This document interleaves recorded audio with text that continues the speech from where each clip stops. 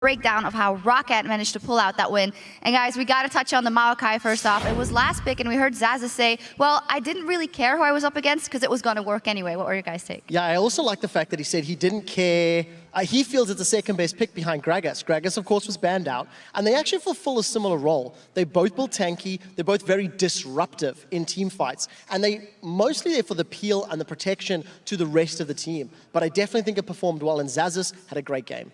First of all, I think it's great that Zazas is branching out to new champions. But I also want to touch quickly on the Caitlyn pick out again. Deficio mentioned it earlier on with Lucian now out for 4.12, that Genja's options seem to be very, very limited. And I'd like to see him going back to the likes of Cogmore that he used to be fantastic on, because up until now, you know, Caitlyn, Lucian being his two picks, when one's automatically out, it's kind of easy to know where Genja's going to go, and maybe even ban that Caitlyn away from him in the future. Yeah, good point. On the other hand, we saw Diamond coming out with not a new pick, but something we haven't seen in a while. Kha'Zix coming out again, a small buff to him in the patch, but Trevor, really not that impactful. No, it wasn't. It was a very small addition to his damage on his Q. The last time we seen Kha'Zix was in the hands of Cottonex. He picked it in a panicky state, and both performances were below average. Diamond had no presence. He was not a threat. That poke comp that they were trying to get to allow Kha'Zix to get the resets never came to fruition.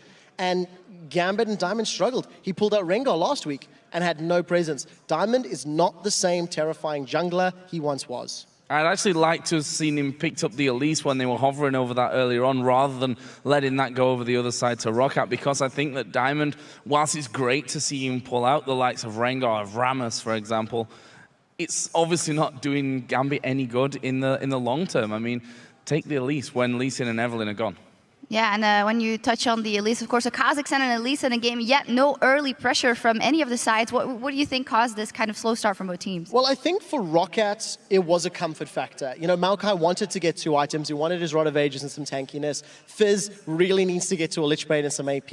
And a similar vein with Cogmore. He wants his Trinity Force, maybe Cutlass or Blade before they start fighting. So I feel like ROCCAT were quite comfortable to just extend the laning phase, farm up fairly well. They weren't really under kill pressure all that much, and even though they gave up, you know, first blood, it wasn't a game changer. So ROCCAT played it smart, and we've seen in the team fights, we've seen them roaming and pushing around objectives. It was strong, it was coordinated, it was controlled. Yeah, and I think that's the key thing with ROCCAT. We've already heard them say, we're not so comfortable, we're scared of making mistakes, so they don't take risks. And we saw them baiting in around Baron, taking a fight. Even then, you know, they managed a couple of kills. They didn't push in and finish off the game straight away. They did everything by the book. And this is a ROCCAT that wins games, a safe, controlled ROCCAT. They only need to keep doing that. Yeah, absolutely. And let's actually take a look at one of their team's fights. I'll get that up on the screen because it also illustrates, as Zazu said, how annoying that Maokai can be if played correctly. Yeah, so the first thing I want to highlight just before we see the play, 31 minutes on the clock, Gambit of 5,000 gold down. The reason I highlight that fact, or 4,000 in fact, is Gambit have not been this small of an amount behind in their last 9 games. So this is actually a better performance, but it is still a bad performance from Gambit. Let's roll this clip out, and you'll see Diamond. 1-0-1. Nobody was really afraid of him, and Overpower's just going to throw everything in the kitchen sink at him. Zazas, with an awesome trip downtown, gets pulled 3 screens away, basically. And we can roll the rest of the clip at full speed. Picks up the kill. ROCCAT are just going to surround Gambit and continue chasing. And that's a Sunfire Cave as well as Rod of Ages and the Frozen Heart for Zazas. He's not going down anytime soon. They pick up almost a kill on Genja before grabbing Baron.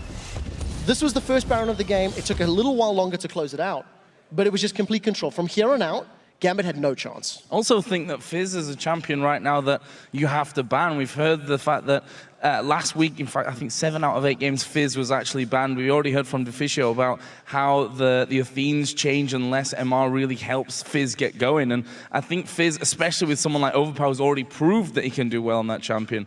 You've got to start to think of banning that one away from them. Yeah, good stuff from ROCCAT, but then on the other side, of course, as we heard, Gambit is now eliminated out of the playoffs. They will be relegated. And guys, a couple of words about what this means for the team and going forward. Okay, so first of all, that was their best, worst performance of recent weeks. It is a 10-game losing streak. looking to break that Dragonborn's record, which isn't great. But what is good to see is a little more synergy, a little more cohesion between the players. They now need to try to do battle with the Wolves to try and take away 7th position. So Gambit will be looking to win the rest of the games, hoping Wolves lose the rest, and if they can pick one of the challenger squads in the promotion tournament, that is a long way to helping them re-qualify for LCS next year. And it's all about building synergy, practice, and training for the team. I almost feel like Gambit might even perform better now because Worlds is completely off the table for them. There's no pressure on that front. And they can almost use these last games to try and overtake the Copenhagen Wolves because, as you rightly pointed out, if they get 7th, they get to pick as the last team that gets to pick, albeit. But I think if they end up 8th, there's a very real chance that they could end up against a team like Ninjas in Pajamas and Alex Itch. And that story has got horror written all over it for Gambit. Yeah, it is actually weird to think about if you think of the history of Gambit, what is going on with them now, but we wish them the best of luck, of course. Now we're going to send it over to D-Man and the Fisho.